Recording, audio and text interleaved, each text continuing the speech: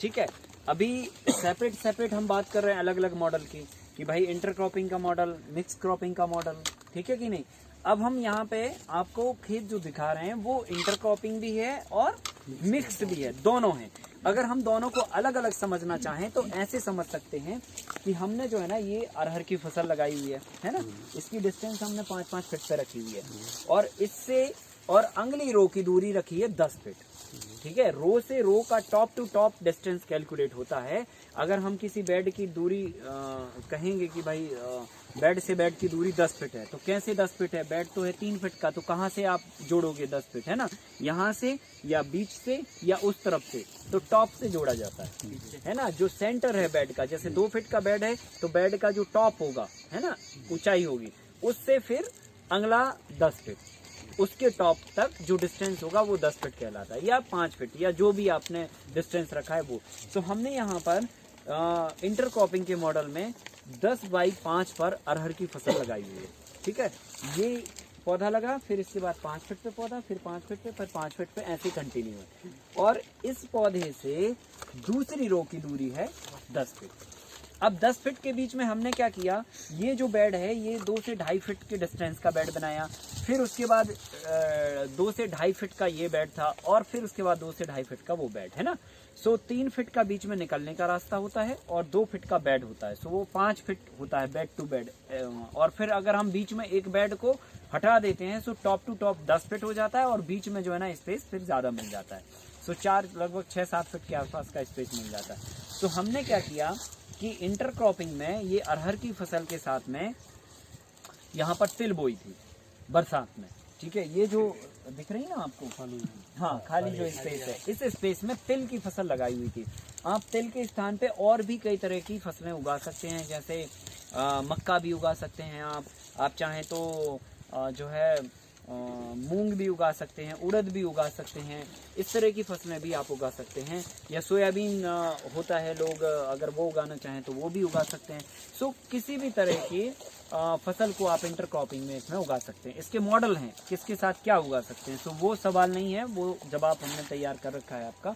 सो ये हमने इंटरक्रॉपिंग में ये फसल उगाई। अब ये हो गया सेपरेट इंटरक्रॉपिंग की बात, कि भाई एक बेड पर हमने एक फसल लगा दी, उसके बीच में जो दूसरा बेड था उस पे हमने दूसरी तरह की फसल बो दी। अब हमने क्या किया कि इसमें मिक्स भी साथ में ऐड कर दिया, है ना। मिक्स क्रॉपिंग क्या हो गई कि ये जो फसल है उसी के साथ में मिक्स करके ये बो दी हमने, जहां पर किसी भी तरह से बाइफर्केशन ना हो। बाइफर्केशन मतलब समझ रहे ना, कि सेपरेट सेपरेट अरेंजमेंट ना हो, ठीक है। कि भाई जैसे अरहर के लिए हमने ये सेपरेट अरेंजमेंट किया था और इंटरक्रॉपिंग के लिए सेपरेट अरेंजमेंट किया था, सो वो कंडीशन जब बनेगी तो उसको बोलेंगे अपन इंटरक्रॉपिंग। और जहां पर ये सेपरेशन नहीं होगा, कहीं पर भी कोई भी फसल होगी, उसको बोलेंगे मिश्रित, मतलब मिक्स है। बात समझ रहे ना, मिक्स है मतलब हाँ फिक्स नहीं है। जहाँ पर मोटा मोटा अगर एक ही बेड पे दो फसलें हाँ, तो मिक्स हो गई, और अलग अलग बेड पे तो वो इंटर हो गई। बस समझ गए ना, मतलब एक साथ हैं तो मिक्स है, समझ लो। तो इसमें हल्दी और अरहर को हमने एक साथ बेड पे लगा दिया, सो ये मिक्स हो गया। अब अगर मान के चलो फॉर एग्जांपल, अब ये जो बीच में गैप है 10 फीट का, अगर हम इसको फिर 5 फीट का गैप कर देते, मतलब ये जो बीच में हमने एक मेड़ा छोड़ दिया उस पे भी हम यही चीज लगा देते, तो ये मॉडल क्या हो जाता, मिश्रित खेती का, मिक्स क्रॉपिंग का हो जाता। लेकिन ये हमने एक स्पेस बीच में छोड़ के फसल को इंटर कर दिया, सो इस फसल के साथ इस फसल की इंटरक्रॉपिंग हो गई, इस फसल के साथ इस फसल की मिक्स क्रॉपिंग हो गई। तो ये दोनों मॉडल हो गए एक साथ में। हाँ, बीच वाली जो फसल लगाएंगे उसका बेड कितना चौड़ा है, वो भी देखो, देखो ये बेड जो बने हैं, अब आप ऐसा समझ लो, ये बेड है top to top 5 feet, so 2 feet चौड़ा बेड है, 3 फीट स्पेस है, फिर 2 फीट चौड़ा बेड है, फिर 3 फीट स्पेस, फिर 2 फीट चौड़ा बेड। सो हमने एक बेड बीच का खत्म कर दिया, समझ गए ना।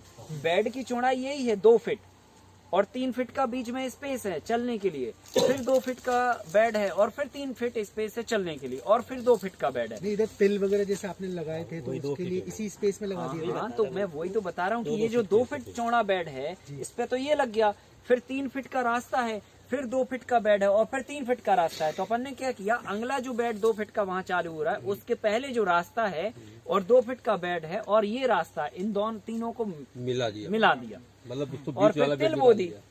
है कि नहीं है। और अगर इसको आप नहीं मिलाओगे तो इसके जैसा एक और बेड बीच में बन जाएगा। ये बात तो सर पे जाने के लिए रास्ता वास्ता देख रेख करने के लिए आधा फीट का इतना सा पैर रखने के लिए बस छोड़ दो, चलेगा, कोई दिक्कत नहीं। अभी देखो ये बहुत थोड़ा सा पतला ऐसे छूटा था तो साइड में रख के चले जाते थे आसानी से। क्या है, आपको कोई वहां पे बहुत जब तक फसल लगी है तब तक तो कोई ऐसा काम करना नहीं है। कटाई के समय काम होता है, सो वो तो फिर आप स्पेस बनाते जाते हो और काटते चले जाते हैं। और ये बची हुई है। अब यहाँ पर सवाल ये था कि ये हल्दी कमजोर क्यों है। कारण 2 थे। एक तो पानी का इसके ऊपर लोड था, प्रेशर था। यहाँ पर आप देखोगे तो ऊपर से पानी का ढाल नीचे की तरफ है। हम पानी रिचार्जिंग पर यहाँ पर बहुत स्पेशल अलग से काम करते हैं, ठीक है। और हमारी कोशिश रहती है कि पानी पहले रिचार्ज हो, फसल बाद में पैदा हो, क्योंकि फसल पैदा होने से ज़्यादा इम्पोर्टेंट है पानी की रिचार्जिंग व्यवस्था। अगर हमने रिचार्ज कर लिया तो कई जीवों को उससे लाभ होगा। अगर हमने अनाज ज़्यादा पैदा कर लिया तो बहुत ज़्यादा परिवर्तन नहीं उखड़ने वाला। ठीक है भाई, हमारे पास पैसे थोड़े ज़्यादा आ जाएंगे लेकिन समस्या तो सॉल्व नहीं होगी, ठीक है। तो पानी इम्पोर्टेंट है पैदावार से, क्योंकि पैदावार तो इतनी हो रखी है, ऑलरेडी अनाज भरा पड़ा है गोडाउन में, बहुत सड़ भी रहा है और गायें भी खा रही हैं और वेस्टेज भी बहुत हो रहा है। तो हम पैदावार तो खूब कर लिए, पर हमें पानी नहीं, पैदावार के साथ में हमें पानी पे भी वो करना है। ये बात नहीं है कि हम उसको छोड़ दें और पानी में लग जाएं, ये बात नहीं कह रहा हूँ मैं। हम ये कह रहे हैं कि हमारी प्राथमिकता है पानी को रिचार्ज करने की। फसल थोड़ी कमजोर हो जाए, 19-20 हो जाए तो चलेगा। तो इसके 2 कारण थे। पहला तो ये टाइमिंग पे नहीं लगी थी, ये लगी थी जुलाई में। इसको लगाने का जो सही टाइम है वो या तो हमें फरवरी में लगाना चाहिए था या तो हमें जून फर्स्ट वीक में लगा देना चाहिए था। तो हम दोनों में नहीं लगा पाए। जुलाई की जब बारिश निकल गई, मतलब पानी एक जो गर्मी रहती है जमीन में, मिट्टी में, वो सब निकल गई, तब जाके हमने इसको लगाया था। तो लेट हमने काफी लगाया, एक बात। सो इसकी ग्रोथ शुरू से ही बिगड़ी हुई है। और ये जो फसल थी तो हमने गर्मी में इसको काट दिया था और जैसे ही जुलाई आई तो इसने पूरा अपना शेडो कर लिया। तो एक तो कमजोर टाइम पे लगा तो इसको और ज्यादा मौसम से सपोर्ट मिलना चाहिए था। सो सपोर्ट ना मिलने की वजह जो है ना, इसने वो सपोर्ट को भी ब्रेकअप कर लिया।